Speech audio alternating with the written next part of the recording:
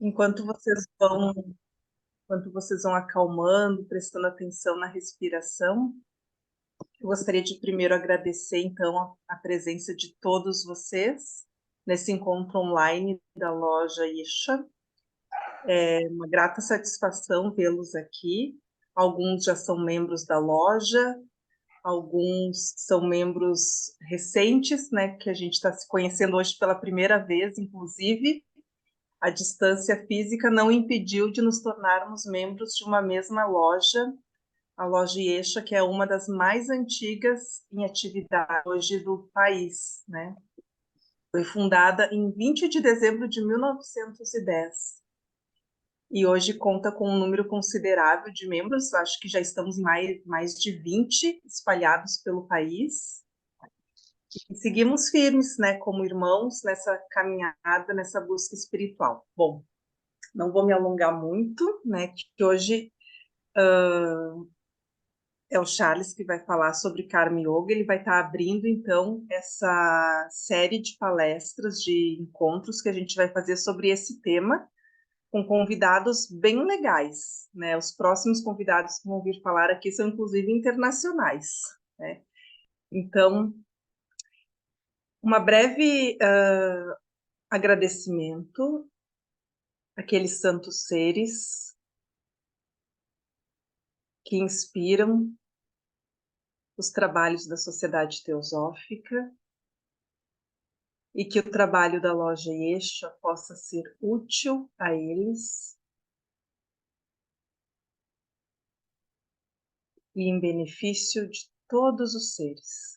Que todos os seres estejam em paz, que todos os seres sejam felizes,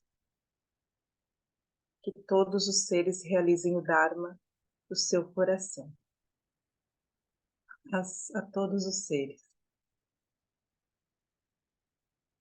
Bom, então agora está com o Charles, ele é o vice-presidente da loja, está falando aí de Brasília, né? Charles trabalha também como gerente na editora Teosófica, e acho que vai ter muito o que comentar conosco hoje sobre Karma Yoga, né? Obrigada, Charles. Obrigado, Fernanda. Gratidão a todos os presentes. Então, a ideia hoje é bater um papo mesmo, né? Não é bem uma palestra, é um bate-papo, né? Então, esse encontro, ele é para membros e para simpatizantes da loja Yeshua. Então, como a Fernanda falou, a loja Yeshua é a segunda mais antiga do país em atividade.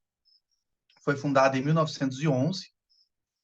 Para o pessoal que está chegando agora na Sociedade Teosófica, né? Acho que cabe contextualizar como que foi formada a seção nacional da Sociedade Teosófica.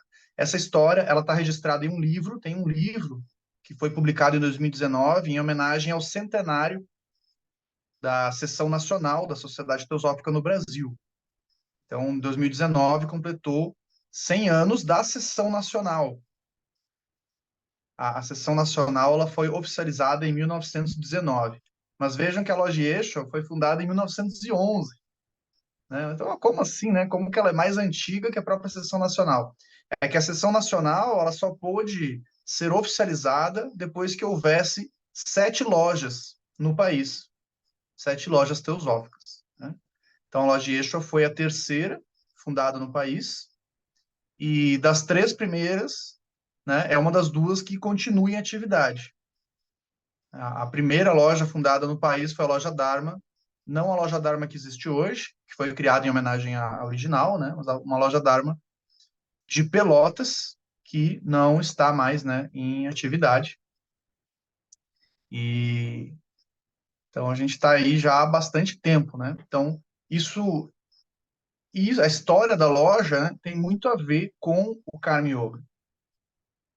Porque se nós pensarmos como que uma loja ela sobrevive por mais de 100 anos. Né?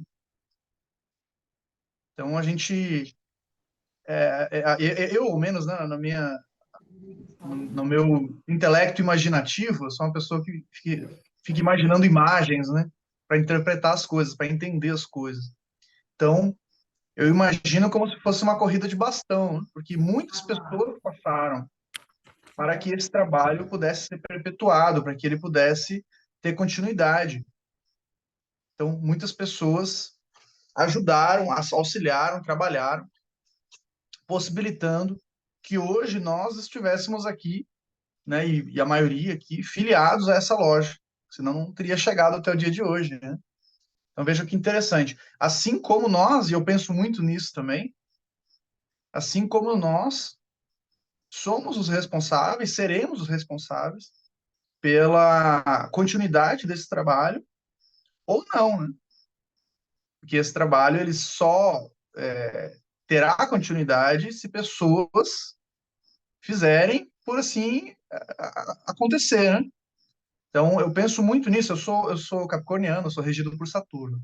Então, eu penso muito nessa questão do médio e longo prazo. Eu penso muito em o que vai sobreviver, as gerações vindouras. E, e eu construo muito na minha mente imaginativa a situação que aconteceu comigo, que eu sei que aconteceu com muitas pessoas aqui e vai acontecer com muitas pessoas no futuro, que é você ter essa inquietação dentro de si, ter essa busca que você nem sabe o que é, e muitas vezes você passar anos sozinho nessa busca e sem respostas satisfatórias. Claro que as nossas respostas nunca são completas, né? Quanto mais a gente encontra respostas, mais a gente faz perguntas, e é um movimento, né? Hoje eu entendo que é mais um movimento do que uma resposta fixa. Eu procurava meu abracadabra, né, quando era mais jovem, mas hoje eu percebo que não é bem isso. Mas só foi possível eu entender que talvez não seja exatamente uma palavra mágica, uma resposta pronta que eu esteja procurando. Só foi possível porque eu me deparei com outras pessoas que também tinham essa busca, me deparei com obras de autores que muito esclarecem, né, sobre vários assuntos relacionados a isso. Então, esse é um ponto, é o primeiro ponto que eu trago para reflexão, né? Como que a Loja Yeshua sobreviveu todo esse tempo? Pensem que passou por guerra mundial, passou por inúmeras crises globais, nacionais, enfim, tudo que a gente passou aí nos últimos 100 anos, os membros da Loja Yeshua passaram também em suas vidas pessoais e na rotina da loja, e ela continuou sobrevivendo. Ela quase, isso para os que estão chegando agora, né, não conhecem essa história, essa é uma história recente da loja. A loja Yeshua, depois do seu centenário, ela completou seu centenário em 2011. Depois do seu centenário, ela passou por momentos bem difíceis, porque os dois principais trabalhadores da loja na época, que são, né, continuam membros, né, o Rogério e a Inayá, que são um casal, né? Residiu em Porto Alegre. A loja Yeshua, ela iniciou em Porto Alegre. E eles foram convidados para um trabalho muito especial em Brasília, que foi assumir o Instituto Teosófico de Brasília. Não sei se todos já ouviram falar do Instituto. Para aqueles que não conhecem o Instituto, eu recomendo fortemente que, quando tiverem uma oportunidade, venham conhecer. Vale muito a pena. O Instituto Teosófico de Brasília é um lugar muito especial. Eu tive a oportunidade de residir por mais de um ano no Instituto. Eu residi no Instituto durante um ano e meio, aproximadamente. E o Rogério e a Inayá, que ainda são membros da nossa loja. A Inayá foi presidente da loja durante vários anos. Ela eles estão residindo lá desde 2017. Então já faz aí 6 anos, né? E continuam residindo lá, vão ficar lá por muito mais tempo ainda. E não só residindo, como gerenciando todo o instituto, né? O Rogério, a parte administrativa, e a Inayá, a parte do restaurante, que é muito importante lá para o instituto. Então, quem tiver a oportunidade, venha conhecer. É uma área, para quem não conhece, a minha primeira vez em Brasília foi no instituto, né? Então, muita gente também não conhece Brasília, vale também a pena conhecer. E é um lugar muito especial, né? O Cerrado é muito especial, ele é muito bonito, a savana brasileira, né? Então, tem um pôr do sol. Para quem não sabe, Brasília é patrimônio tombado da humanidade, né? Quem não sabe, a cidade, né? Foi a única cidade que foi tombada como patrimônio no século passado. O século passado é a mais recente, né? Que é patrimônio, né? E até o pôr do sol de Brasília é patrimônio, vocês sabiam disso? Eu sei porque eu estudei para concurso. Isso é bem interessante, né? O pôr do sol de Brasília é lindíssimo. E ele é patrimônio. Então, tem algumas áreas de Brasília que não se podem construir prédios altos para não atrapalhar a vista do pôr do sol, né? Tem ali questões legais que protegem. E no Instituto, o pôr do sol do Instituto é incrível, né? Então, tem um templo lá, um templo ecumênico, né? E é tradicional lá o pessoal assistir o pôr do sol no templo do Instituto. É lindíssimo, além das cachoeiras e natureza, né? Bom, mas eu falei tudo isso por quê? Porque essas apresentações sobre Karma Yoga, que eu já estou introduzindo o assunto, né? Tem muito a ver com isso. O Karma Yoga é essa questão do serviço. O serviço pelo quê? Essa é a grande questão, né? Afinal, pelo que a gente trabalha? Pelo que a gente vai trabalhar?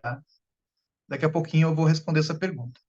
Então, a ideia é que agora, nessa reta final para o ano, né? Estamos aí no segundo semestre já, nós faremos esse estudo mensal online da loja, já está na agenda da loja, né? Ele vai sempre ocorrer de maneira contínua. E esse ano nós iremos trabalhar em cima do tema Karma Yoga. Cada mês terá um orador que vai falar sobre esse tema. Então, hoje cabe à minha pessoa, né, fazer a abertura do tema. Mês que vem será o Pedro Oliveira. Então, Pedro Oliveira, para quem não conhece, é uma pessoa, tem uma vivência aí no meio teosófico gigante. Ele foi secretário da Radha Brunê, que foi presidente internacional, morou na Índia, lá em Adyar. Hoje mora na Austrália, foi coordenador de estudos teosóficos na Austrália. A esposa dele, Linda de Oliveira, é a atual chefe internacional da Escola Teosófica Esotérica, né? Então, é, é, é uma pessoa, né, que vai ter muito aí para partilhar conosco. Em outubro, temos já confirmado também a Catalina Isaza Cantor, que é colombiana. O Pedro é brasileiro, né? O Pedro é porto-alegrense, mas mora fora do país há muito tempo. A Catalina, ela é colombiana, mas fala a língua, o nosso idioma muito bem, então não precisam se preocupar com a questão do idioma, né? E ela reside na Índia, em Adyar, e coordena uma escola teosófica lá na sede internacional da Sociedade Teosófica. Então, olha o nível, né, das pessoas que aceitaram conversar conosco, né? Eu estou fazendo aqui a abertura, né? Porque o que vem depois tem muito mais, né? Muito mais para contribuir, com certeza, aí de experiência. É, e em novembro temos confirmado a Érica Georgiades, que também é brasileira, mas reside na Grécia há bastante tempo, e ela é a atual diretora tanto da Escola Europeia de Teosofia, que é um evento que ocorre anualmente, quanto a Escola de Sabedoria, que é o evento anual mais tradicional da Sociedade Teosófica. Esse evento ocorre há mais de 100 anos. E ele ocorre lá na Índia, né, na sede internacional. Então, vejam aí pessoas com muita vivência para trazer para nós. E, para encerrar, em dezembro, será a Inayá, que vai trazer mais, para que a gente conheça mais da história da loja Eixo, que é uma loja que a gente tem muito carinho. Tá? Hoje, como eu estudo para membros, eu posso falar algumas coisas que geralmente no estudo aberto eu não falo, né? Então, questões mais de ocultismo mesmo. A loja, ela é um ser vivo, né? Tem autores como o Leadbeater, né? Que ele fala, né? Que quando essa congregação de mentes, de almas, de vontade, de estudo, cria o que ele e outros autores, como Geoffrey Hodgson também, chamaram de um elemental artificial. O que seria esse elemental artificial? É um ser autômato, né? Ele funciona por conta própria, mas ele é criado pelas pessoas, né? Nós somos deuses criadores. Então, essa forma de vida temporária mais ou menos, né? No caso da loja Eixo, essa forma de vida tem mais de 100 anos. Então, essa forma de vida, ela existe. Ela pensa, ela planeja, e ela é influenciada por nós e nós somos influenciados por ela. Então é algo que o ato de filiação a uma loja teosófica e, por conseguinte, a Sociedade Teosófica. A Sociedade Teosófica, então, nem se fala, né? A gente fala que a loja tem um elemental artificial, que a loja é algo vivo, então a Sociedade Teosófica é muito mais, né? A loja é um filhotinho de algo muito maior. Então, no momento da filiação, a gente tem essa conexão. E ela tem uma história própria, ela tem características próprias, que com o tempo vocês vão perceber. Vejam que a loja Extra hoje tem membros, tem 3 membros residindo em Brasília, Inayá, Rogério e eu. Tem o pessoal agora de Canela, né? Se filiou recentemente. Tem o Guilherme, que reside. Olá, eu tô vendo vocês aqui na minha telinha. Tá aparecendo vocês na telinha maior aqui e eu na pequenininha. É, e tem o Guilherme também, né? Guilherme Fortunato, que também é um grande orador aí, um super jovem, né? Mas já é um grande estudioso e grande orador aí, bem precoce, né? Começou muito cedo a estudar esses assuntos e reside em Porto Alegre. Então a loja Eixo, ela tem pessoas, né, residindo em vários lugares. E aí o Adon, né, que está lá no Rio Grande do Norte, é o nosso membro mais distante, por enquanto, geograficamente, né? Então vejam que é uma loja que ela tem características próprias, né? Nem todas as lojas têm essa característica, assim. E por que que Nayá, Rogério e eu não saímos da loja, né? Por que que a gente residindo em Brasília, eu quase 5 anos, eles há 6 anos, por que que a gente continua, né? Tem um carinho especial, tem uma energia especial que faz a gente ir ficando, né? É uma história, né, muito interessante. E a Inayá, então, fechando o que eu estava falando, a Inayá vai fazer o fechamento dessa sequência de diálogos sobre Karma Yoga. Por que diálogos? Porque a ideia é falar do tema e falar um pouco do trabalho que essas pessoas já realizaram e também a vivência, né? Como que isso transformou elas? O que que elas já testemunharam? O que que elas já perceberam? Porque para falar de vivência, né? Não falar só de teoria. Então a ideia é um pouco essa. Então a Inayá vai falar um pouquinho da história da loja e também do instituto, que também é um lugar muito especial. Falando aquelas coisas que a gente não fala em estudos abertos ao público, o Instituto Teosófico de Brasília, assim como o Centro Raja, em Tapicerica da Serra, São Paulo, também vale muito a pena conhecer, quem tiver oportunidade, eles são centros ocultos, não são lugares banais, tem algo especial lá, tem objetos lá, objetos, alguns até enterrados, né? Objetos místicos mesmo, né? Objetos que pertenceram a grandes místicos. Então, é um dos centros ocultos da sociedade teosófica. Existem alguns no mundo. Não existem muitos no mundo. Existem alguns, e no Brasil aí a gente tem esses aí que são bem especiais. Tá? Então, dando dicas, né? Dando dicas. Aliás, que pessoal aí que tá na Serra Gaúcha, eu, antes de me mudar para cá e depois também, né? Fiz muito aí Caxias do Sul, Brasília. A dica: olhem as passagens da Azul direto para o Caxias do Sul. É mais barato que ir para Porto Alegre. Tá? Então, Azul para o Caxias do Sul. Fiquem de olho nas passagens que tem promoções. Eu já peguei voos bem baratos mesmo. Né? Eu fiz muito essa ida e vinda aqui e bem tranquilo e só tem que ficar de olho, né? Ficar de olho nas promoções ali, pegar o momento certo. É bem fácil, bem facinho, né? Bem tranquilo. Muito bem. Então vamos falar um pouquinho do tema. Eu montei um slide só, porque a ideia, como eu disse, né, não é fazer uma apresentação teórica. A ideia é um bate-papo mesmo. Deixa eu ver se eu estou autorizado aqui a compartilhar. Né? Ah, sim. Eu tô com 2 usuários aqui, né? Eu estou no computador. Eu estou com o usuário da loja Florianópolis, que nos emprestou. Aqui. Muito bem. Beleza. Então vocês devem estar enxergando aí, né, o slide. Ele não tem muita coisa, só tem poucas informações aqui, mas já vou explicar qual é a relação. Então, um ponto, por que surgiu, né, essa ideia, essa ideia dessa proposta de falar sobre Karma Yoga? muitas pessoas têm dificuldade em perceber, inclusive eu, durante muito tempo, tive essa dificuldade em perceber qual que é a prática teosófica, né? Porque a gente fica bastante na teoria,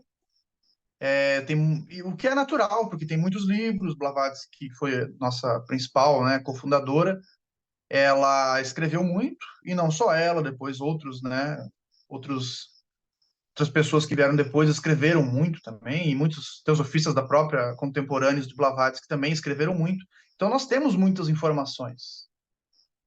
E além disso, nós temos, né, todas as tradições espirituais, as tradições religiosas, que a gente também estuda. Então nós temos, em resumo, muito material de estudo.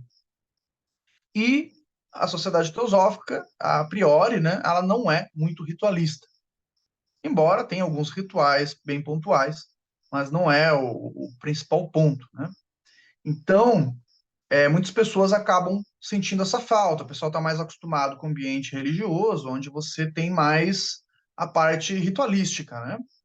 Então, é, muitas pessoas acabam ficando, inclusive eu, né? Oh, e aí, qual que é a prática, né? Qual que é a vivência? Será que a gente vai ficar só na teoria mesmo? Será que é só isso? Mas, com o tempo, eu fui percebendo que a prática já estava acontecendo, só eu que não sabia, né? Um livrinho que me esclareceu muito sobre isso foi do Taimini, Preparação para Yoga. Um livrinho pequenininho que esclarece bastante isso que eu vou falar agora. Então, a prática do movimento teosófico, ela está estruturada na Raja Yoga, que Blavatsky apresentou como a principal yoga, né? Seria, ela até chama, né? A Yoga Rei, né? Então, seria aí das várias vertentes da yoga, seria a que ela considera a, a, a superior, digamos, a mais de maior elevação, né? E, segundo o Taimini, a Raja Yoga, ela está estruturada em um tripé, em três aspectos. E esses três aspectos são a base aí do trabalho teosófico, né, da vivência teosófica. Em alguns braços da sociedade teosófica, como a escola teosófica, escola esotérica teosófica, né, e outros também, a sociedade teosófica tem alguns movimentos paralelos, né, que não são necessariamente é, é, desvinculados, mas tem uma administração própria, né? Você não é obrigado a entrar, o que acontece lá não interfere na sociedade teosófica e assim por diante, mas tem aí uma relação, né, uma vivência paralela, movimentos paralelos. Nesses movimentos paralelos, você também, geralmente, o trabalho é estruturado na Raja Yoga. Então, quais seriam esses três aspectos da Raja Yoga? Gnana Yoga, ou Dhnana Yoga, conforme a pronúncia, que a gente poderia aqui no Ocidente, relacionar ao que se chama de gnose, ao que os antigos ofitas, ou os cristãos originais, quem escreve bastante sobre isso é o Raul Branco, né, outro grande teosofista brasileiro, e tem muitos livros publicados. Os cristãos primitivos, como ele chama, da época, né, do mestre Nazareno, eles chamavam, então, a prática da gnose. Hoje tem vários grupos que falam de gnose, né, por aí, mas não necessariamente é o que a ótica teosófica fala sobre isso. Então, essa gnana ou essa gnose estaria relacionado com a sabedoria. Muitos chamam de yoga do conhecimento, embora essa denominação, né, yoga do conhecimento, talvez não seja a mais apropriada. Por quê? Porque não é exatamente um conhecimento teórico. Então, muitas vezes, né, a gente pode interpretar que é o conhecimento livresco, é a erudição, é a memorização de textos e conceitos e palavras, né? Então, lá a gente encontra os termos do sânscrito, e que essa teorização sem fim seria, a, uma vez, né, que eu tivesse essa erudição eu estaria versado aí em Gnana Yoga. Não necessariamente seria por esse caminho, mas o estudo, como estamos fazendo agora, ele faz parte da Gnana Yoga. Mas o objetivo não é o conhecimento, é a sabedoria. Ou o conhecimento autorrevelado. O que seria isso, né? Mas afinal, o que que é isso, né? Do que esse cara está falando? Então a gente estuda para preparar a mente, né? Não só preparar a mente, preparar todos os nossos veículos. Nesse momento, um dia eu estava num estudo lá na Mandala. A Mandala é o lugar de eventos lá do Instituto Teosófico do Paraíso na Terra. E o Marco Aurélio, que é um grande teosofista também, que eu admiro muito, e com certeza vocês já viram vídeos dele aí na internet, né? Os vídeos dele são muito populares, aí tem vídeo com mais de 200 mil visualizações aí. E a gente estava assistindo uma apresentação e ele me pegou no cantinho, assim, ele puxou meu braço, né? E cochichou no meu ouvido, assim, tá acontecendo muito mais do que o que a gente está ouvindo. Ele cochichou para mim, né? E na hora que ele falou isso, né, a gente tava numa sintonia ali, porque eu tava pensando a mesma coisa, eu tava pensando exatamente a mesma coisa, né, e ele percebeu, né, a gente se olhou e a gente percebeu. E daí eu respondi para ele assim, o que ela está falando, né, a oradora, né, tinha uma pessoa fazendo a apresentação, eu disse assim, o que ela está falando é só para distrair a mente, né, e ele riu e concordou. Ou seja, um estudo teosófico, onde eu estou querendo chegar com isso? Que um estudo teosófico, ele não é algo banal. Ele não é por isso que a gente fala algumas palavras de abertura, né? Então, ele não é um estudo puramente intelectual. É claro que, em um primeiro momento, quando nós ainda não entramos na corrente, ainda estamos flertando com a corrente, ele pode parecer puramente intelectual. Nós ainda não estamos aptos a perceber, né? Como diz o mestre nas cartas, falta veículo de percepção, falta veículo apto à percepção, né? Mas conforme a gente vai aprimorando esses veículos e percebendo, então a gente vê que na verdade é um grande trabalho de magia, né? Tem alguma coisa acontecendo ali, mais do que as palavras. Talvez as palavras sejam para distrair a mente. Porque enquanto a mente é assassina do real, né? Dizia Blavatsky. A mente fica interpretando, fica tirando conclusões. Às vezes a gente tem que dar uma distraída nela para que o processo possa acontecer. Então, o estudo teosófico, ele é uma prática de Jnana Yoga, ou Gnana Yoga, e possivelmente é a prática que é mais comum aos teosofistas, né? Então, a gente faz muitos estudos na sociedade teosófica. Porém, a Gnana Yoga ela só ocorre de fato com os insights, porque ele é uma sabedoria autorrevelada. Então a gente estuda para preparar a mente e também outros veículos, eu diria até para sutilizar os veículos, para que a percepção direta possa acontecer.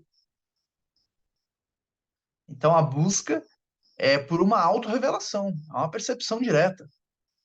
Chega um momento, e muitos já vivem, todos, com certeza todos que estão aqui hoje, né? Todos que estão aqui hoje estão aqui porque essa busca já ressoou, né, de alguma maneira para vocês. E com certeza todos aqui já tiveram seus momentos de insight. É comum, muitas vezes, a Blavatsky fala isso, né? Que a pessoa, quando estuda um texto dela, pode descobrir mais ainda do que ela mesma percebia quando escreveu. Ou seja, né, os insights começam a vir. Às vezes acontece de você intuir o próximo texto. Isso já aconteceu, né, comigo, com outras pessoas. Né? A pessoa está falando um assunto e você já meio que sabe o que ela vai falar em seguida. É como se você já tivesse estudado aquilo ali e provavelmente você já estudou em outra vida, né? Então, dizem que ninguém se filia à sociedade teosófica na primeira vida que busca, que desperta para essa busca, né? Então, com certeza aí todo mundo que está se aproximando aí já não é a primeira vez, né? A gente já está rodado aí. Bom, então a Gnana Yoga seria um pouquinho isso. Aí nós teríamos o Bhakti Yoga, que a tradução mais comum é a devoção, e o Bhakti Yoga, ele estaria muito relacionado à, à questão da fé, à questão da nossa religião. Então, o que pode se manifestar dentro da sociedade teosófica ou fora, né? Porque a pessoa pode ser membro da sociedade teosófica e praticar a sua religião, né? Ou mais de uma religião. No Brasil, a gente tem o fenômeno da dupla ou tripla pertença religiosa, né? Ou até múltipla pertença religiosa. A pessoa, né, frequenta vários ambientes e não tem problema nenhum nisso, né? É uma característica aí do povo brasileiro. Então, o Bhakti, né, seria essa parte da fé, da devoção. E, finalmente, o karma, que é o assunto, o tema central, que eu quero me focar, que é a questão do serviço. E eu, particularmente, eu não acho tão simples entender essa questão do serviço. Foi algo que eu demorei para começar a compreender, não sei, provavelmente ainda não compreendi de maneira completa, mas tem alguns insights, algumas percepções, algumas reflexões para compartilhar hoje com vocês, tá? É, eu, particularmente, quando comecei a me aproximar, quando eu descobri, né, Sociedade Teosófica, essas coisas, lá para meados de 2005, eu era muito Gnana Yoga. E acho que isso acontece com muitos teosofistas, né? Como tem muitos livros, então a gente acaba caindo no intelectualismo. Né? Nem é bem Gnana Yoga, mas é uma prática, né? A gente estuda, reflete, medita e tem alguns insights, muito mental. Então, quando eu conheci a Sociedade Teosófica, eu era muito Gnana Yoga, e acho que esse é o caso de muita gente. E os outros dois, que eu nem conhecia, né, por nome, eu não tinha, assim, uma prática tão forte. Um pouco de Bhakti, porque eu frequentei religiões, né, mas eu nunca fui uma pessoa de me entregar muito, né, muito racional, capricorniano, né, aquela coisa. Então, eu frequentava, mas não me jogava, né, não me entregava completamente. E essa questão da fé, eu tenho uma frase que eu digo, né, a gente estuda um monte de coisa, mas a gente não pode subestimar os poderes da fé, né? Eu sempre digo, eu não subestimo os caminhos da fé, né? Porque tem coisas que eu não compreendo. Claro que daí a gente vai num pensamento blavatskiano, né? De que não é nada mágico, nada sobrenatural, mas são leis que a gente não conhece, né? Vai por caminhos que nós desconhecemos ou compreendemos parcialmente através dos livros, mas não totalmente. Então, inclusive dizem, né, que o Bhakti ele é um atalho, que ele seria um atalho, né? Seria dos três, ele poderia dar um caminho mais rápido ainda para chegar na meta. E essa questão do Karma Yoga, eu só fui despertar para ele quando eu me filiei à Sociedade Teosófica. Então, por isso que eu queria trazer para vocês hoje um pouquinho de como ocorreu essa virada de chave para mim, por que que isso foi importante e o que que isso mudou na minha perspectiva. Né? Então, eu conheci a Sociedade Teosófica em novembro de 2005. Eu sei porque depois eu fui pesquisar o primeiro e-mail que eu mandei para a Sociedade Teosófica, que foi o Edmar que respondeu, né? Edmar que hoje coordena aí o departamento de arte da Sociedade Teosófica, na UTS Arte. E o Edmar me respondeu esse e-mail lá em 2005, quase 20 anos atrás. E foi em novembro, e eu me filiei em novembro de 2015, exatos 10 anos depois. E por que que eu não me filiei nesses primeiros 10 anos? Bom, várias questões, né? Eu era jovem, né? Tinha 20 e poucos anos, mudei de cidade, fui, voltei, me afastei, me aproximei, enfim, né? Conheci outros movimentos também. Mas, hoje, olhando em retrospectiva, eu penso que um dos motivos fortes de eu não ter me filiado na época é que eu não havia ainda despertado para a questão do serviço. Eu não tinha despertado ainda para essa questão de me doar. Eu já fazia alguma coisa, né? Eu tinha um grupo de estudos que eu coordenava, divulgava, já fazia algum movimento, escrevia, mas isso não era algo consciente. Eu até fazia um pouco, mas eu não tinha essa consciência assim de estou fazendo, de que é importante fazer, de que é importante não só para os outros, mas para o meu caminho espiritual, né? Então, eu não tinha isso claro. E eu acho que o que virou a chave quando eu me filiei, porque eu não só me filiei, né? Eu me filiei, já assumi, é, é, é, na época, né, coordenação de grupo de estudos, aí logo comecei a fazer umas lives, eu fui um dos pioneiros de lives aí, né? Em 2016, aí lives era uma novidade na internet, né? Hoje é comum, né? Hoje todo mundo faz. Mas na época não tinha, ainda mais sobre teosofia, não existia, né? Tinha só a loja Libertação de São Paulo fazia, né? Mas era algo bem escasso ainda, né? Outras lojas, outros grupos não faziam. Então, em resumo, eu me envolvi muito, né? Aí quando eu entrei, eu demorei 10 anos para entrar. Mas quando eu entrei, aí eu me joguei, né? Vou parar a apresentação, porque acho que não precisa, né? Já era só para a gente esquematizar aquilo ali, e agora eu vou falar sobre o que estava ali no slide. É, então eu entrei com tudo, né? Mas o que que fez? O que que fez essa virada de chave? Eu acredito que foi o seguinte: quando eu encontrei a Sociedade Teosófica, eu tinha muito o pensamento do que eu ia receber, né? Eu queria receber conhecimento, eu queria receber instruções, eu procurava o meu abracadabra, né? Eu procurava a minha resposta pronta, que hoje eu sei que meio que não existe, né? E E eu tinha esse pensamento, né? Ah, o que que ela pode me oferecer? E quando eu me filiei, quando eu fui quase convocado, eu fui praticamente convocado a me filiar pelo Adolfo. Adolfo é da loja de Florianópolis e eu residi em Florianópolis, né? Então a gente se conheceu lá, eu frequentei os estudos com eles. E, e quando ele me ligou, né? Quando ele me ligou para assumir um GET, porque não foi só filiação, né? Foi filiação e já assumiu o GET. A Fernanda também faz parte dessa história, que curiosidade, né? A Fernanda foi a pessoa que despertou para o serviço teosófico em tempo recorde. Porque a Fernanda, a gente não se conhecia, e quando o Adolfo me convocou para formar um grupo de estudos em Caxias do Sul, por que que ele me convocou? Porque haviam pessoas organizando palestras em Caxias do Sul e elas iriam fundar um grupo. E no último momento, quando chegou a hora de fundar o grupo, elas não quiseram mais, né? Ela dispersou, mas já havia o movimento, já havia o interesse. Eu havia voltado a residir em Caxias do Sul na época. E, e nas palavras do Adolfo, né? Caxias do Sul é a segunda maior cidade do Rio Grande do Sul, tem que ter um grupo teosófico, né? As palavras do Adolfo. Como que não tem, né? Tem que ter. E então foi uma convocação, né? Precisava de 3 pessoas. Eu havia conhecido o esposo da Fernanda, né, o Mikael, que muitos aí devem conhecer, né?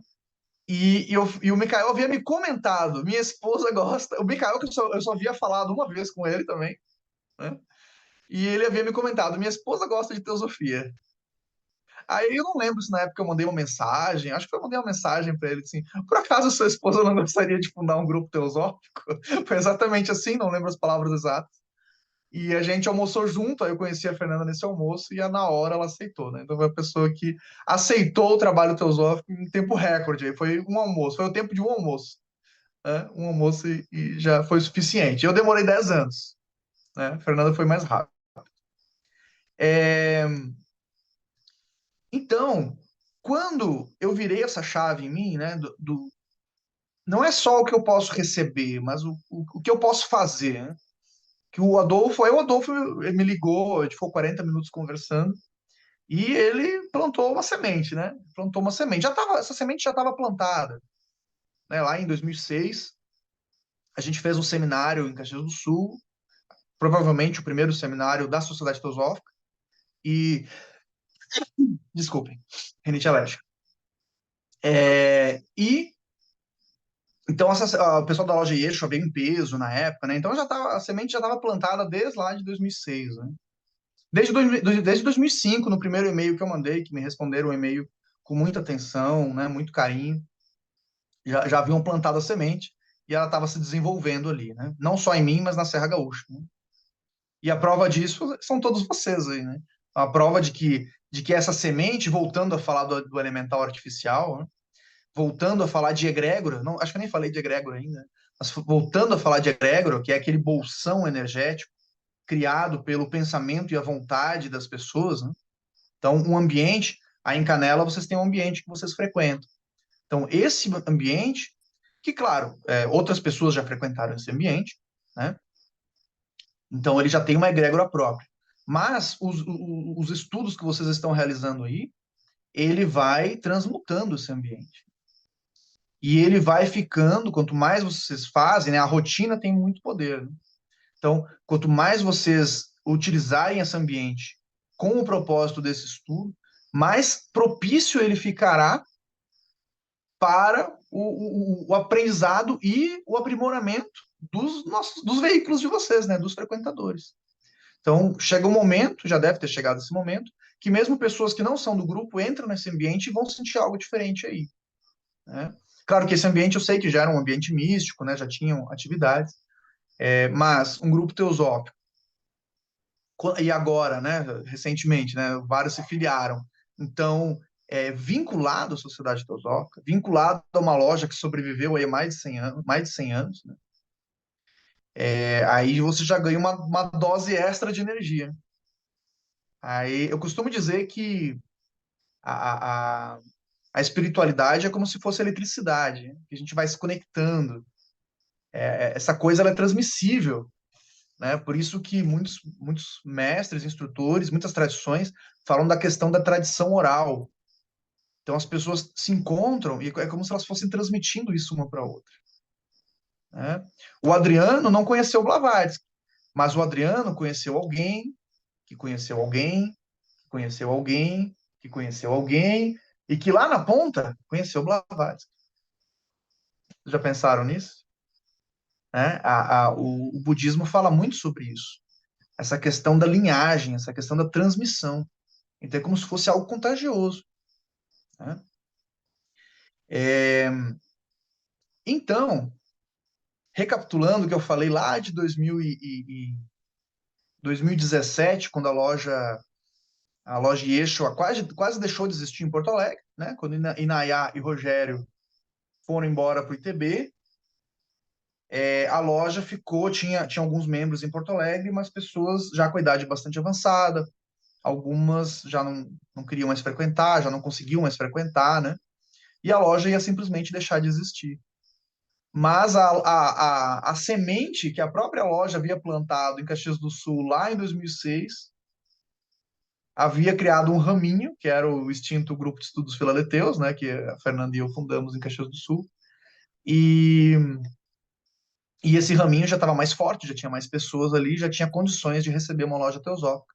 Aí foi realizada nesse ano a transferência, né, para Caxias do Sul. E agora aí continua a loja, sobreviveu a uma pandemia, né, sobreviveu a mais de 2 anos sem poder realizar atividades presenciais. E agora, né, rapidamente, já está crescendo, está recebendo mais membros, já está se fortalecendo. Então, vejam que tem algo vivo, né? Tem algo se movimentando. Então, eu costumo dizer que a espiritualidade é como a eletricidade e a sociedade teosófica, para mim, pelo menos, foi assim. Né? A sociedade teosófica é como se fosse um fio de alta tensão, porque dá uma intensificada nas coisas. As coisas começam a acontecer muito rápido. Então, eu tive esse período de 10 anos aí de namoro, noivado, com a Sociedade Teosófica, e depois que eu me filiei, como eu me joguei de cabeça também, né? Eu fiz que nem o Adriano aí, o Adriano também tá nessa, né, Adriano? Cuidado com a aceleração kármica aí, né? Mas agora já é meio tarde, né? Já não tem mais muito como fugir, porque acelera o karma, né, gente? Né? Tem esse detalhe aí também, tem um preço, né? Aquela questão do karma maduro, para quem não ouviu falar desse termo, né? Mas quando a gente reencarna, a gente não resgata todo o karma acumulado, a gente resgata o que chamam de karma maduro, que é o que a gente está preparado para assimilar em uma vida. E isso prepara onde a gente vai nascer, como a gente vai nascer, condições geográficas, físicas, ambientais, familiares, etc. Claro, dentro das possibilidades, né? A gente reencarna onde está disponível também. Né? Então não tem, nem teria as condições para resgatar todo o karma acumulado. Então a gente resgata o karma maduro, o que está pronto para colheita. Porém, quando a gente, por exercício da vontade, busca esse caminho, diz o ditado cristão, né, que Deus não dá a cruz mais pesada que a pessoa pode carregar, né? Mas se os lipicas, né, os senhores do karma, como a gente estuda na literatura, percebem que a pessoa fez lá musculação e está mais forte, então vamos dar uma cruz mais pesada, né? Então, ela está apta. Então, esse karma maduro, lá, na minha mente imaginativa, os senhores do karma, né, a nossa torneirinha lá do karma maduro, tá só uma gotinha, né? Tá só um pouquinho aberta. Aí eles vão lá e abrem mais um pouquinho, né? Então, já começa a descer um fiozinho d'água. Então, esse serviço intenso, no qual eu me joguei a partir de final de 2015 e 2016 em diante, no qual o Adriano também já se jogou aí há um tempo, né? E a Fernanda, né? E as pessoas que conversarão com nós nos próximos meses fizeram isso há muito mais tempo. Movimenta coisas em nós, né? E não só dentro de nós, mas também ao nosso redor. Se me perguntarem como que eu vim parar em Brasília, como que eu fui parar na gerência da editora Teosófica, gente, eu meio que não sei responder, sabe? Porque tipo, não foi algo que eu planejei. Eu não planejei assim, eu vou morar em Brasília um dia e eu irei assumir a editora Teosófica, né? Não foi algo que eu planejei. Claro que eu considerei a possibilidade, bom, eu estou super envolvido com a sociedade teosófica, pode ser que um dia eu acabe residindo em Brasília. Mas na minha cabeça era algo que poderia acontecer, sei lá, daqui a 20 anos, não sei, sei lá, quando eu me aposentar, será que eu vou querer morar em Brasília, né, por causa da sociedade teosófica? Não sei. E só que foi algo muito rápido, né? Eu em 2016, final de 2015, quase 2016, me filiei. Em 2018, eu recebo um convite para residir no Instituto, para residir dentro de um centro oculto da Sociedade Teosófica, né? Antes disso, então, me filio, a gente funda o GET. 2 anos depois, nem 2 anos depois, a gente assume uma loja centenária, uma grande responsabilidade, na minha visão, né? Isso em 2017. Em 2018, eu já recebo um convite para residir dentro de um centro oculto teosófico. Aí aceito, né? Final de 2018 eu faço minha malinha, venho para cá e largo tudo. Tinha 3 empregos aí, larguei tudo. Né? Dava aula em 3 escolas e vou residir no instituto, aí fico lá um tempo e depois acabo indo para a editora, primeiro para trabalhar no gerência de marketing, né? Marketing, divulgação e venda, e depois acabo assumindo a parte comercial e uma parte administrativa também. E tudo isso foi acontecendo no fluxo, né? Então, onde eu quero chegar é que uma vez que você cria esse movimento, coisas acontecem. Mas o espírito não é de esperar que coisas vão acontecer, né? O espírito não até porque se a gente cria expectativa, lembrem que a Blavatsky falou, né? A mente é assassina do real. Então, se a gente fica com muita projeção mental, a gente acaba até colocando obstáculos. Por quê? Porque a maneira que eu imaginei nunca é a maneira que vai acontecer. Eu não tinha como imaginar essas coisas. Eu não tinha como imaginar que eu seria convidado para residir no ITB. Eu não tinha como imaginar que eu ia trabalhar na editora, né? Essas coisas aconteceram, talvez porque o trabalho era desinteressado, sem pensar em resultados, né? E aí as oportunidades vão aparecendo e você vai analisando, olha, acho que dá para ir para cá, acho que dá para ir para lá, as pessoas te convidam e você vai, né? Então é um fluxo onde a gente entra. E internamente, e isso é fácil, talvez seja mais fácil de compreender para quem é professor ou para quem já teve essa oportunidade de dar aula ou mesmo dar palestra também. Tem uma frase, né? Quem ensina aprende 2 vezes. Porque quando a gente vai falar de um assunto, tem uma mágica que acontece que no momento que a gente vai falar, no momento que a gente vai preparar e no momento que a gente fala, a gente tem uma compreensão daquele assunto muito maior que nós tínhamos anteriormente. Então é como se eu estivesse falando para vocês, mas eu algo está falando através de mim, né? Não sei explicar. Nesse momento é como se eu estivesse me assistindo também. Inclusive eu estou vendo minha imagenzinha ali, né? Então é como se eu estivesse me assistindo também, porque a coisa só está fluindo, né? Eu não estou mentalmente, eu não fiz um planejamento tão rígido, né? Claro que eu pensei em uma ideia básica e a coisa está indo. E o trabalho teosófico, eu sinto, eu percebo a maneira como eu vivenciei ele, vivencio até o momento, né? Ele está muito relacionado com isso. Aí, claro, né, nos próximos meses, aí teremos outros grandes trabalhadores da causa teosófica que trarão as percepções deles, né?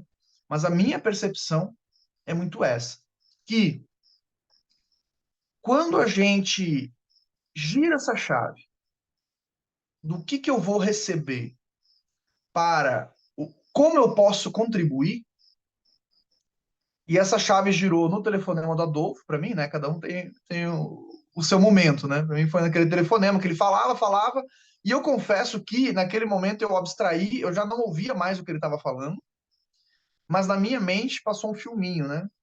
Tipo assim, poxa, acho que eu posso contribuir. Foi bem foi esse o insight que eu tive. Acho que eu estou pronto para ajudar. Acho que eu estou pronto para contribuir.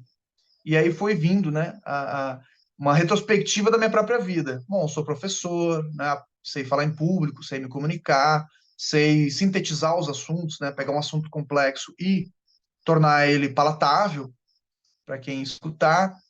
É, graduação em multimídia, então sei divulgar, posso ajudar na divulgação. Então tenho embasamento teórico, né?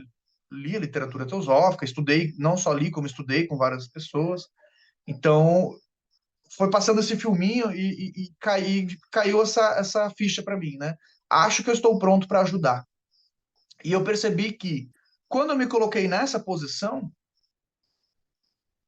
bastante coisa mudou, né? Tanto internamente quanto externamente. Então, eu percebi que coisas aconteceram, né? E então, agora eu gostaria de ouvir um pouquinho vocês, né? Porque afinal esse é um estudo da loja, né? Não é para ser só eu falando aqui. Inclusive temos várias pessoas aí, vários membros novos, né? Mas que eu sei que tem vivências, né? A maioria eu não tive, né, a oportunidade de conversar muito ainda. O Adon, a gente conversou um pouquinho no dia da gravação, eu sei aí que ele tem vivências e estudos, né? Então, são todos buscadores antigos, né? Se não dessa vida, os que são mais jovens, né? Não são antigos dessa vida, mas são de outras vidas. Então, é, é, é, nós somos todos estudantes, né? Eu não estou numa posição aqui de mais experiente para falar com vocês, né? Nessa vida, talvez, de maior participação na sociedade teosófica, isso com certeza, né? Mas o que também não significa muito. Mas quis trazer essa partilha para vocês, para que a gente comece uma reflexão em relação a essa questão do Karma Yoga. E nos próximos meses, aí, os nossos próximos oradores vão trazer também mais pontos de reflexão para todos nós. Obrigado e estou aberto para ouvir vocês, né? Comentários, perguntas. Sintam-se à vontade.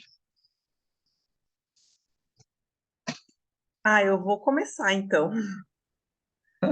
Muito obrigada, Charles. Eu gostei da tua exposição, da maneira como tu trouxe o Karma Yoga, contando um pouco da tua história, né? O que que é o Karma Yoga e o que que é a Sociedade Teosófica e o Serviço Teosófico na tua trajetória. E aí eu fiquei refletindo também aqui algumas coisas e realmente eu acho complicado tu falar o que que é o Karma Yoga para outra pessoa, né? Tipo assim, cada um vai ter que vivenciar e descobrir qual é o seu papel, qual é a sua função enquanto ser humano, né? Tem um pensamento do Krishnamurti que eu gostaria de compartilhar com vocês, que ultimamente eu ando refletindo muito a respeito, que ele falou em dado momento numa das palestras que ele deu, naquela época, lá na década de 70, 80, quando ele estava dando as palestras, ele falou algo muito moderno para nós. Ele disse que se as máquinas, se a inteligência artificial já estava preparada para fazer coisas mais importantes ou desempenhar com mais competência trabalhos que a nossa mente humana faria, então qual que é o papel do ser humano? Qual é a função do ser humano? Por que que o ser humano está aqui? Se a gente já está num nível avançado de tecnologia que máquinas desempenham certos trabalhos melhor do que nós, o que cabe a nós fazer, né? Enquanto ser humano? Eu não tenho essa resposta, confesso para vocês, mas eu ando refletindo bastante. E eu acho que isso tem a ver, então, com esse Karma Yoga, né? E eu lembro também que quando eu estive aí em Canela com o grupo, que no mês passado eu fui entregar os diplomas, né, de filiação para 4 membros novos, eu acho que eu devo ter falado mais ou menos isso que o Charles trouxe hoje para eles, que cada um teria que encontrar, né, que a gente não deveria esperar receber muita coisa da sociedade teosófica, embora eu mesma tenha recebido muita coisa até hoje, mas que a gente deveria tentar encontrar um meio de servir, de ser útil, não em benefício próprio, embora a gente seja grande beneficiado com isso, mas em benefício do todo, né? Tentar enxergar essa vida una no todo, que a Blavatsky fala na obra dela, né? Dessa vida una. Talvez se a gente conseguir enxergar um pouquinho disso, a gente consiga entender qual que é a nossa função, o nosso papel enquanto ser humano. O que que vocês pensam a respeito disso? Gostaria de ouvir vocês.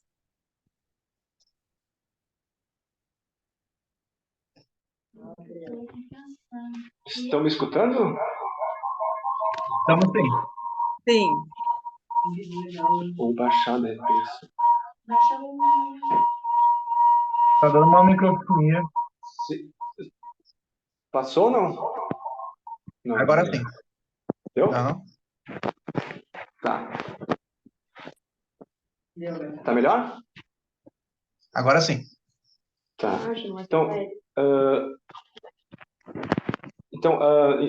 isso que tu falou, Charles, é referente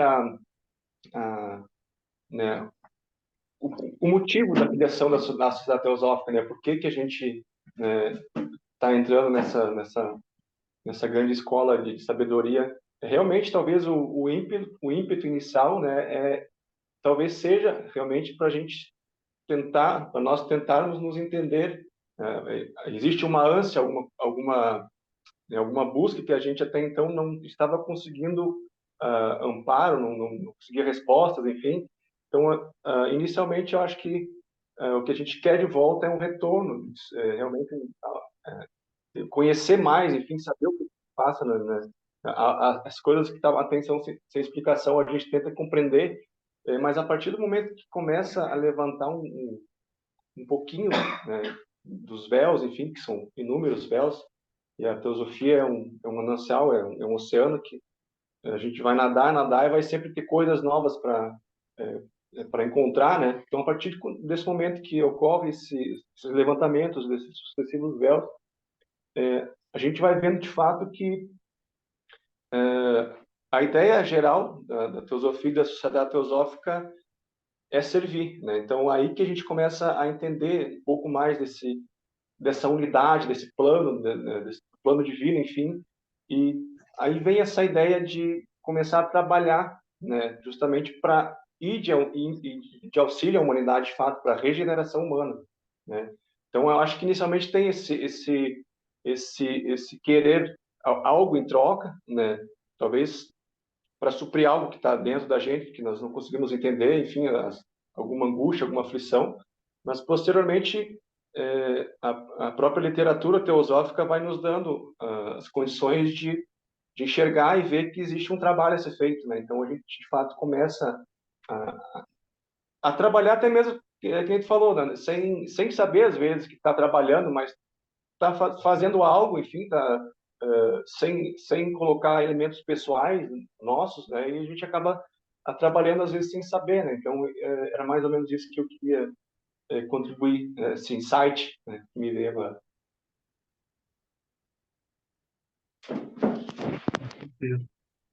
O Wellington levantou a mão. Gostaria de falar? Pode falar. Boa noite, irmãos.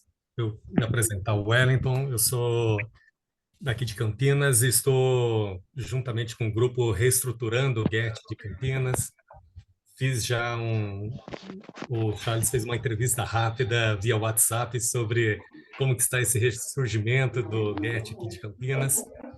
E eu estou assim, primeiro pedi licença agora para participar do grupo, porque eu recebi o, o link, e aí qual é a minha função? O que eu estou fazendo? Eu estou querendo pegar uma experiência para trazer também para a gente. Como a escola, a loja de vocês tem 100 anos, poxa, o nosso Get ele já existiu por um tempo e se desestruturou com a pandemia, e agora nós estamos tentando ressurgir. Eu vim de Brasília recentemente. Eu morava em Brasília, eu vim do budismo e fiz uma passagem pelo Vedanta, no centro de Ramakrishna, lá no Guará 2, quando eu conheci o Fernando Grammatini. E o Fernando que me apresentou à Sociedade Teosófica, isso tem uns 2 anos. E quando ele eu já, claro, conhecia Blavatsky, os ensinamentos, tudo, mas eu sempre tinha, assim, ficava mais ou menos, né, com o pé atrás, não sei, porque eu vim de uma formação espírita e também no espiritismo tem uma questão, sempre você fica com o pé atrás. E aí, quando eu conheci o Grammatini, que figura formidável, e aí ele foi me falando sobre a Sociedade Teosófica, e eu fui assistir um vídeo. Falei, mas, poxa, isso é tudo que eu acredito, isso é tudo que eu penso. É dessa forma que eu sempre agi, que eu sempre trabalhei do meu jeito, e tanto no budismo como na Vedanta. E quando eu vi sobre Karma Yoga, isso me atraiu muito, porque no Vedanta se trabalha muito com Karma Yoga, né? Swami Vivekananda, né, um dos grandes mestres de Karma Yoga. E aí, quando eu vim para Campinas, eu já vim com a mente para ajudar o ressurgimento, restabelecer o GET. E aí, isso que você está falando, Charles, foram tantas coisas acontecendo. O nosso grupo hoje, apesar de não ainda temos um GET instituído, nós vamos fazer isso no final do ano, porque o Otávio Marquezine estipulou 10 palestras mensais. Hoje nós temos 10 membros já, 10 membros filiados à ST. Então, nós temos um número que poderia ser até uma loja, e nós vamos começar como um GET. E aí, como as coisas vão acontecendo, eu fui convidado para o retiro no Raja, para fazer uma apresentação, e disso daí, hoje, eu fui convidado para ser também o tesoureiro do Raja. Então, é isso que você está falando do serviço, do trabalho. Então, hoje eu já estou como tesoureiro do Raja, e aí também tem outros trabalhos da OTS. E aí, irmãos, não só da nossa disponibilidade para trabalhar, mas existe uma carência muito grande de pessoas que queiram trabalhar. E o serviço está aí, o serviço está aí. E aquele negócio, nós temos a disposição, temos a vontade, mas renunciamos o fruto da ação. Isso que é o grande lance de tudo isso. E aí as coisas acontecem, renunciar verdadeiramente os frutos da ação. Era isso que eu queria dizer e agradecer a oportunidade de estar aqui com vocês essa noite. Muito obrigado. Ah, maravilha. Completando a sua fala, irmão, uma frase que eu sempre digo, né? O maior rei é aquele que melhor serve. Então, tem uma mágica, né? A questão do Karma Yoga, ela tem uma mágica, né? Então, quanto mais você doa, mais você recebe, né? Você não espera receber e você também não sabe o que você vai receber, né? Porque é uma coisa oculta, né? O desconhecido, você está recebendo o desconhecido. Então, muitas vezes você não vai receber aquilo que você esperava, você vai receber outra coisa que é muito mais valiosa, mas você só vai perceber depois. Então, tem uma mágica acontecendo. E acho que uma questão também que é importante, uma chave que é importante a gente perceber é pelo que a gente trabalha. A gente não trabalha pela sociedade teosófica, né? A gente trabalha via sociedade teosófica. A sociedade teosófica é um veículo, é uma plataforma. Graças à sociedade teosófica, eu posso estar falando com vocês hoje aqui, a gente se conheceu, a gente se encontrou. Então, é uma plataforma, né? Mas o trabalho é pela humanidade. O trabalho para que na minha imaginação, como eu imagino, né? Eu lembro lá, eu adolescente, com as minhas aflições, e não tinha ninguém para me dar uma mínima orientação. Claro, ninguém ia conseguir me dar as respostas, mas uma mínima orientação. Então, eu penso que, assim como eu passei por isso, em alguma cidade, em algum lugar, também tem uma pessoa lá e que está vivendo essa mesma aflição, claro, da sua maneira, mas está vivendo essa mesma aflição. Então, eu penso que levar ferramentas, né? Que são ferramentas, não sou eu, não é ninguém aqui que vai ter a resposta para essa pessoa. Mas levar ferramentas para que essa pessoa tenha um pouco de orientação, um pouco de conforto, sentir que ela não está sozinha, né? Eu acho isso importante. Acho que é um bom karma, né? Então, é uma coisa para a humanidade. E eu estava falando antes da questão da linhagem, cheguei até Blavatsky, mas além de Blavatsky, né? Tem os mestres de Blavatsky. Então, quando a gente assina a filiação, eu imagino assim, que é como se nós estivéssemos assinando uma carta para o mestre, dizendo: estou disponível, estou disposto a iniciar meu aprendizado. Né? Não sei se estou pronto, não sei se vou conseguir assimilar, mas estou aqui assinando um compromisso, né? Eu estou aqui, quero aprender, né? Quero ajudar, quero contribuir, quero aprender. Né? E isso é um trabalho oculto, né? É um trabalho oculto aí que eu considero de grande peso. Como dizem, é uma câmera externa, né? A Sociedade Teosófica é uma câmera externa.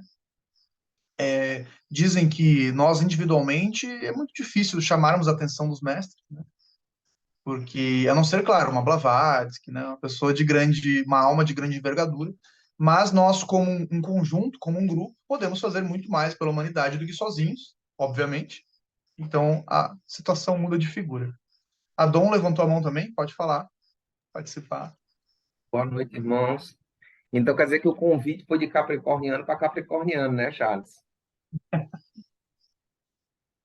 Com certeza. Então, vou falar um pouco sobre o serviço, né? Antes de eu ser membro da Sociedade Teosófica, eu já tinha uma instituição, uma proposta de ser de cunho ecumênico, um templo para todas as religiões. E aí, um certo dia, eu resolvi fazer um curso de astrologia e foi com o Ricardo Lindemann. Aí ele analisando o meu mapa, isso sem falar sobre o que é que eu fazia nem nada, ele olhando lá o mapa. Aí ele falou, olha, essa missão aqui dentro das religiões, isso aqui é a missão da Sociedade Teosófica. E aquilo gerou dentro de mim aquele incômodo filosófico, né? Aquela leitura dele foi, para mim, a minha alma encarou como um convite. E aí eu comecei fui atrás e me filiei à Sociedade Teosófica. No templo, né, que é Templo Universal Despertar, é o nome do templo, nós temos três pilares que nós chamamos de pilares da espiritualidade, que é devoção, estudo e prática. Muito parecido aí essa, com essa aula de hoje, né? E a prática é justamente o serviço, é colocar em prática aquilo que a gente estuda. E a devoção é aquela força magnética que nos atrai a um ser mais elevado, ao grande mistério. Então, hoje eu penso, né, compartilhando com os irmãos, que não existe caminho espiritual sem estudo, sem a devoção e sem a prática como serviço. Porque a espiritualidade, ela já é subjetiva, né? Quando a gente fala assim, o nosso caminho é o amor, é muito subjetivo. E nós estamos no mundo objetivo, então o que nos cabe aqui é objetivar. Então, como é que a gente objetiva esse amor-sabedoria? Como poderia haver caminho espiritual sem essa prática? E no fim, depois de tanto servir, de tanto trabalhar, a gente se dá conta de que não é a gente quem está servindo, é a vida servindo ela mesma. Porque todo o estudo, todas as orações, todos os mantras, se não me engano, é para a gente perceber a unidade da vida. Se a gente estudar para não focar na unidade da vida, que adianta a gente fazer terços e terços, né? Para que a gente estuda, afinal, se não é para perceber essa unidade da vida? E quando a gente está servindo ao outro, não é mais o outro. Quando a gente se coloca no lugar de professor, por exemplo, é porque já tem um aluno pronto, né? E aí a gente serve como canal para que a vida ela se comunique com ela mesma. E é isso que eu queria compartilhar com os irmãos. Essa sensação de servir, não porque a gente, um eu separado, individual, estivesse fazendo algo por outro ser, mas é apenas a vida doando a ela mesma, criando as oportunidades para que a harmonia possa acontecer naquela situação, né? Eu tinha feito um vídeo sobre o ocultismo prático, já tinha eleito o livro como o meu novo livro favorito. Pouco tempo chegou o Charles, A Vida, né? Me fez um convite para poder falar sobre o livro. No dia que gravei, ele disse: venha fazer parte do Yeshua. E prontamente, eu nem pensei, já aceitei, já achei maravilhoso. Então, eu penso que é isso, é esse chamado, é esse ser espiritual que é a loja, né? Convocando, muitas vezes, o mestre oculto ali, tanto dentro do nosso coração, como a voz do mestre, né? Da sabedoria, nos convocando ao serviço, para que a gente possa impulsionar um trabalho e o que é vivo não pode morrer, não é verdade? Então, é isso que eu penso, é isso que eu estou aqui compartilhando com os irmãos. Tenho dito. Obrigado. Gratidão, Adão, pela sua partilha. O que me ocorreu enquanto você falava é que essa questão do serviço, né, como eu disse antes, ela não é pela sociedade teosófica, ela é via sociedade teosófica, né? E ela vai ocorrer em vários formatos. Se nós estivermos atentos, né, nós iremos encontrar várias oportunidades de realizar esse trabalho. Não imaginando que nós somos grande coisa, nós somos detentores do conhecimento. Não é isso.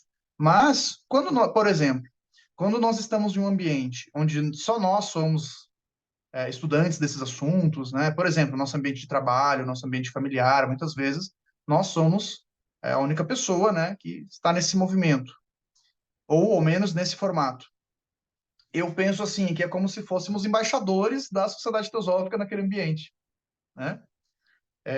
Você falou da questão do professor, eu tive duas experiências interessantes, né? Que dois membros da Yeshua hoje são meus ex-alunos, né? A Catherine e o Igor. O Igor, inclusive, esse ano foi para a Holanda, no Encontro Internacional de Jovens. Descobri ele lá com, sei lá, 16 anos. Como que aconteceu? Eu dando aula de tecnologia, nada a ver com esses assuntos, mas eu vi que havia algo diferente nele, e ele viu que havia algo diferente em mim, né? E eu não trouxe ele para a sociedade teosófica. Eu só dei uns toques para ele, né? Eu disse assim, olha, se estiver interessado, existe algo, né? E está aí o Igor com nós, se filiou, acho que com 18 anos, super jovem, e está conosco aí já há 4, 5 anos. E teve a oportunidade agora de conhecer filosofistas do mundo inteiro lá no Encontro Internacional, lá na Holanda, né?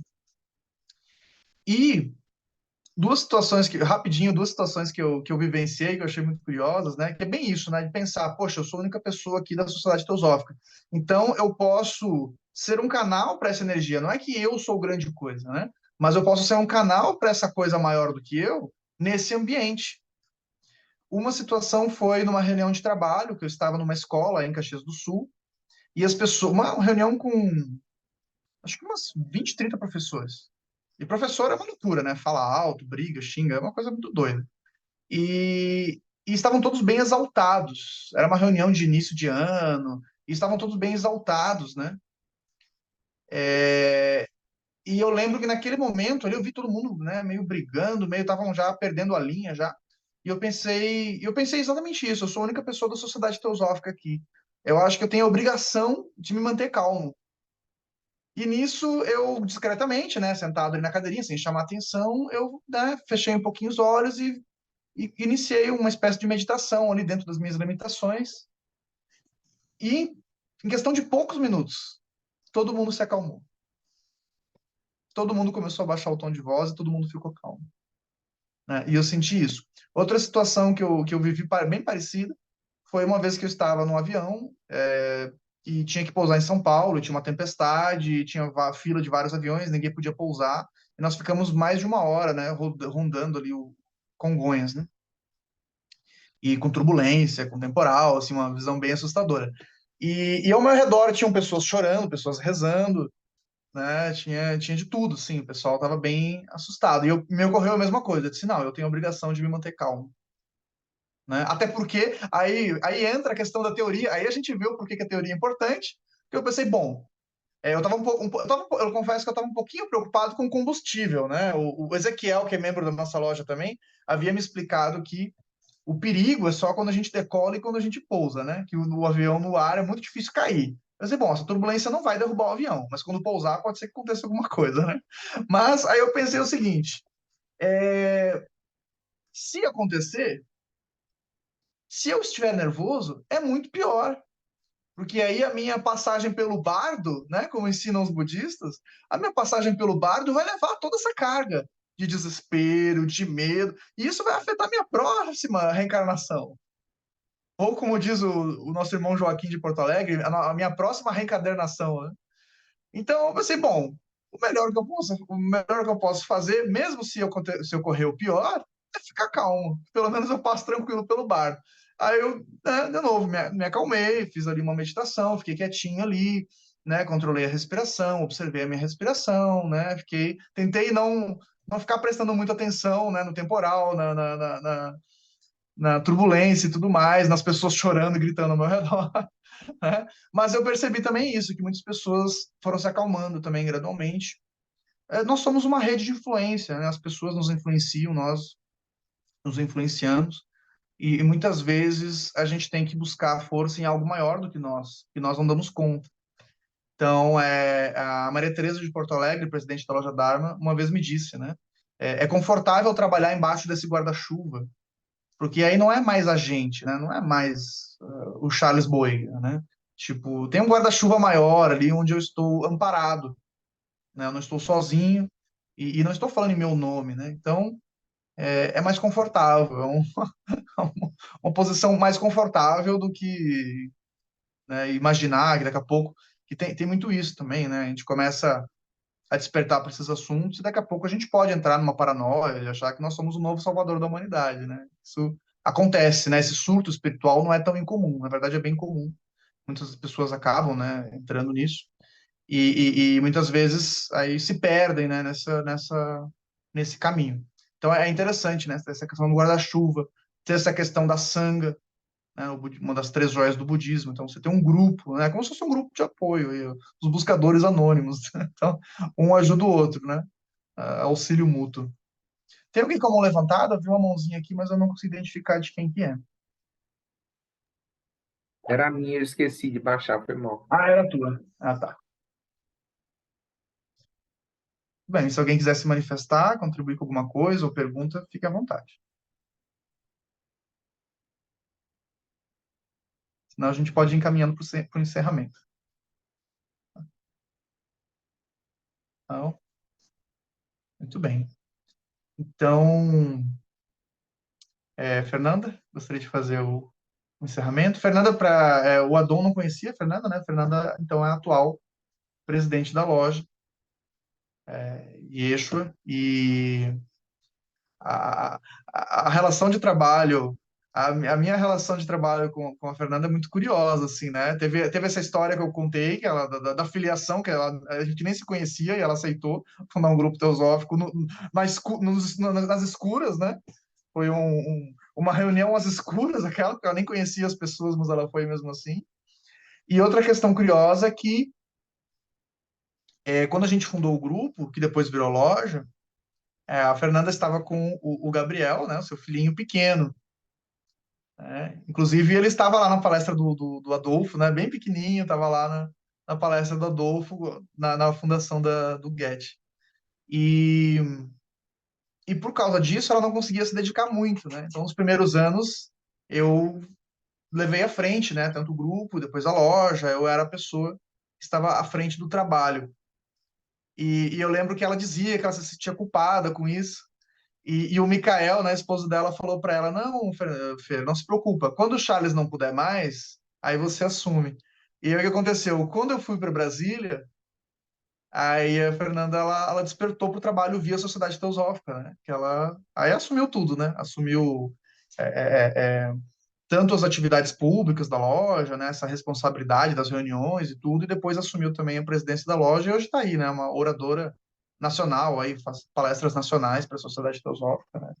Tá aí super, super engajado, mas ela pode falar melhor do que eu, né? Mas fazendo fofoca já, Fer, da nossa relação de trabalho aí, mas que é interessante, né? Foi uma dobradinha É, que funcionou no trabalho.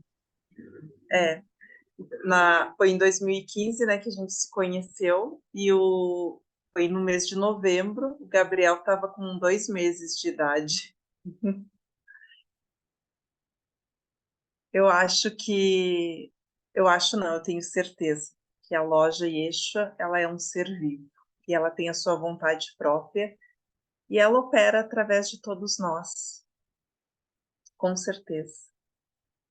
E é uma alegria ver tantas pessoas aqui reunidas hoje sob esse guarda-chuva, então, da loja Yeshua.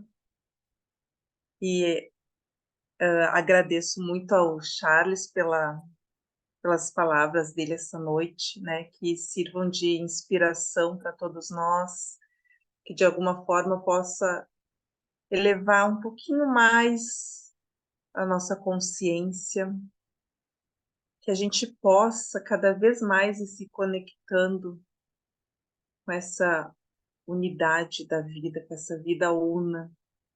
Embora todos nós aqui a gente já saiba dessa existência, dessa unidade da vida, talvez ainda esteja num nível mental, né? Mas se a gente puder acessar essa unidade da vida num nível assim superior e conseguir perceber isso com todos os nossos sentidos, com a nossa visão interna, eu acho que é isso que eu desejo para todos vocês, para todos nós. Que a gente tenha a oportunidade ainda nessa encarnação, nem que seja por um segundo, se conectar verdadeiramente num nível não teórico, não intelectual, mas se conectar de verdade com essa unidade da vida, que ela existe, que ela está aqui, embora para nós talvez ainda seja num nível mais teórico. Eu espero que a gente consiga isso, todos nós.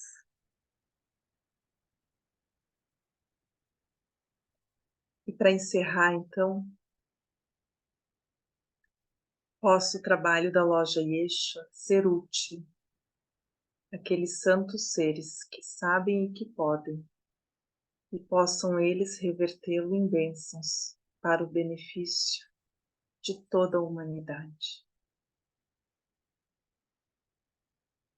Gratidão. Muita gratidão a todos vocês. Gratidão. Boa noite a todos.